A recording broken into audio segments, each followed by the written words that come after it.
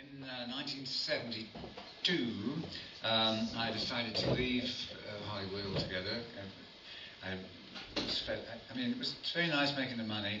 It was really annoying being recognised everywhere, funnily enough. I thought, because my father was recognised everywhere, that I would enjoy it. But I actually found it irritating. Minding your own business.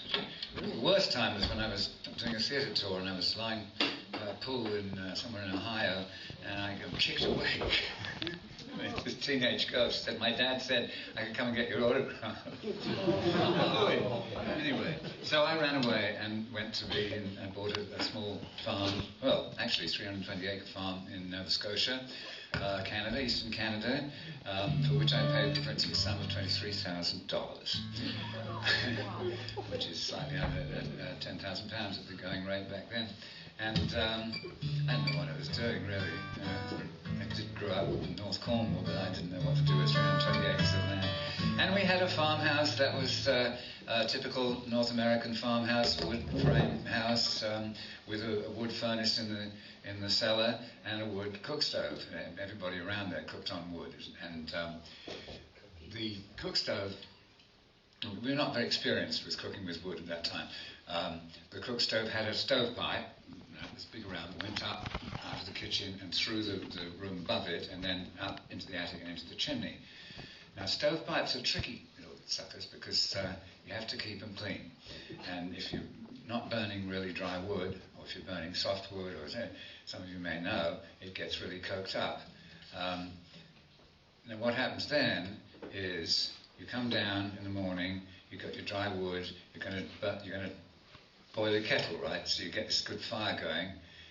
If you haven't kept your stovepipe clean, it lights up with a roar like a jet plane taking off. It gets red hot and sets fire to everything around it. And this song was written by me and dedicated to the Middleton, Nova Scotia Volunteer Fire Department.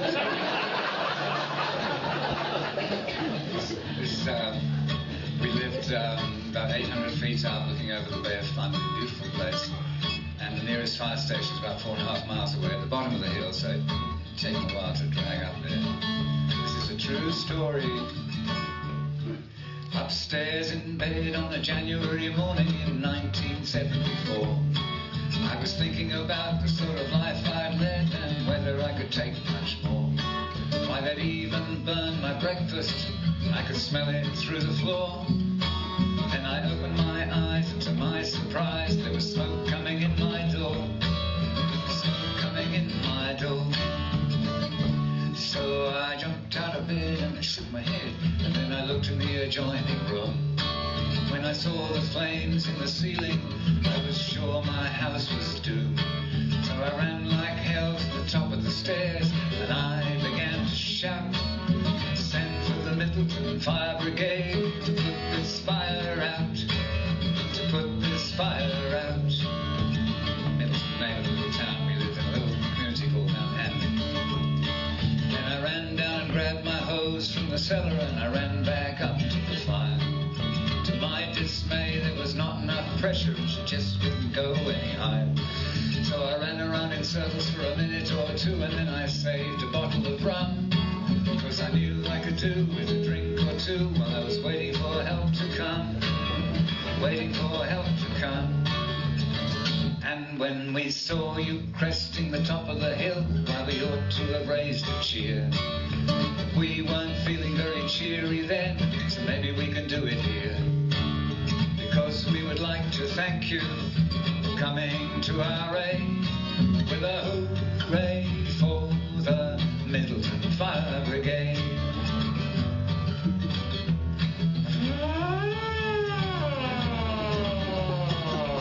They pulled into the yard. All my neighbors came to the smoke and flame from miles and miles around. And they saved all my books and my precious things and laid them gently on the ground. And I guess that I like to sing this song to thank the whole darn crew, all the good men of Mount Hanley, and their good women too, and their good women too.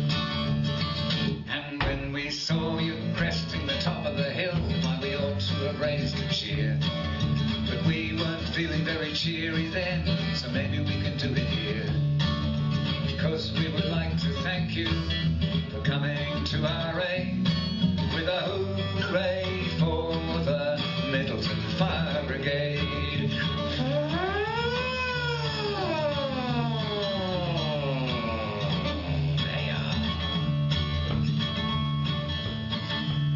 Now most people say it's a pretty ill wind that never blows no one no good.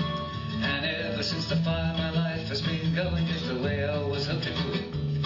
Yes, it really would amaze you just how my luck has changed since the January day when I met the boys of the Middleton Fire Brigade. Middleton Fire Brigade. And there is one more thing that I would like to add before I take my leave of you. That's to thank the boys from Nectar who came to help us too. Yes, I would like to thank you all again for coming to our aid with a hooray for the Middleton Fire Brigade and a hooray for the Nectar Fire Brigade and a hooray for every fire brigade.